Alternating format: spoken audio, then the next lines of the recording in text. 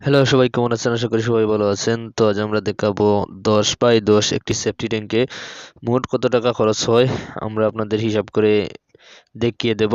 একটি safety tank করতে হলে আপনাকে কত খরচ পড়বে এবং ইট, বালু, রড, সিমেন্ট সহ সবকিছুর হিসাব বলে দেব।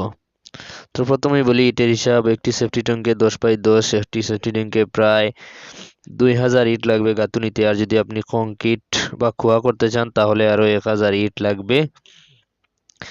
আর যদি আমরা ধরি বালুর হিসাব, তাহলে বালুর হিসাব আপনাকে প্রায় 100 ফিট বালু লাগবে এরকম একটি সেফটি ট্যাঙ্ক করতে, এবং মিস্ত্রি খরচ পড়বে আপনাকে প্রায় 15,000 টাকার মতো। আর তারপর যদি আমরা রডের হিসাব করি, তাহলে 10x10 একটি সেফটি ট্যাঙ্কের রডের উপরে যে স্ল্যাব দিবেন সেই স্ল্যাবে প্রায় 2 মণ থেকে 2.5 মণ রড লাগবে। এখন যদি আমরা সিমেন্টের হিসাবে আসি, তাহলে আপনাকে 10x10 এরকম একটি সেফটি ট্যাঙ্কে প্রায় 20 ব্যাগের মতো সিমেন্ট লাগবে।